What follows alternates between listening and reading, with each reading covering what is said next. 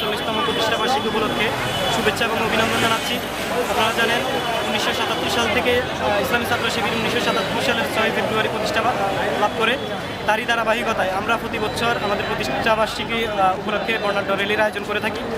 কিন্তু প্রশাসনের আমাদের অন্যান্য দলের রাজনৈতিক বিভিন্ন নিপীড়নের কারণে আমরা স্বতঃস্ফূর্তভাবে আমাদের প্রোগ্রাম, আমাদের র্যালিগুলো বাস্তবায়ন করতে পারি নাই। আলহামদুলিল্লাহ, আজকে আমাদের সাধারণ ছাত্রদের যে স্বতঃস্ফূর্ত অংশগ্রহণ, তার মাধ্যমে বাংলাদেশ ইসলামী ছাত্র শিবির ব্রাহ্মণবাড়িয়া জেলা শাখাতে যে বর্ণাঢ্য র্যালির আয়োজন করেছে, এর মাধ্যমে আমরা ছাত্র সমাজ এবং দেশবাসীকে জানাতে চাই ইসলামী ছাত্র শিবির অত্যন্ত ক্রিয়াশীল এবং একটি প্রোডাক্টিভ সংগঠন। ইসলামী ছাত্র শিবির বিভিন্ন ছাত্রদের কল্যাণমূলক বিভিন্ন প্রোগ্রাম প্রতিষ্ঠাবার্ষিকী উপলক্ষে হাতে নিয়েছে।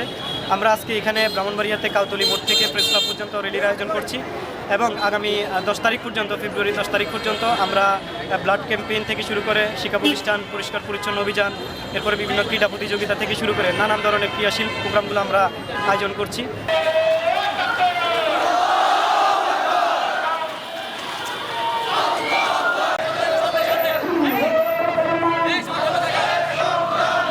আমরা ক্যাম্পাসগুলোতে, আমরা শিক্ষা প্রতিষ্ঠানগুলোতে, আমরা সমাজের বিভিন্ন কালচারে দেখেছি দীর্ঘদিন যাবৎ আওয়ামী লীগ, যুবলীগ, ছাত্রলীগ, স্বেচ্ছাসেবক লীগ, কৃষক লীগ সহ আওয়ামীদের সকল দেশেরা মিলে এদেশের বাংলাদেশের সকল অঙ্গনকে কলুষিত করে ফেলেছিল।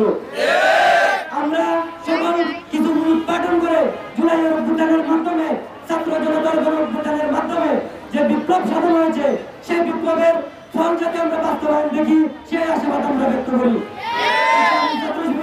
স্পষ্ট করে বলে দিতে চায়, এই ফেসিবাদ যদি আবার পুনরুদ্ধার যদি আবার এই বাংলাদেশে যদি রাজনীতি করার দুঃসাহস দেখায়, আমরা তাদের হাত ভেঙে ঘুরিয়ে দেবো।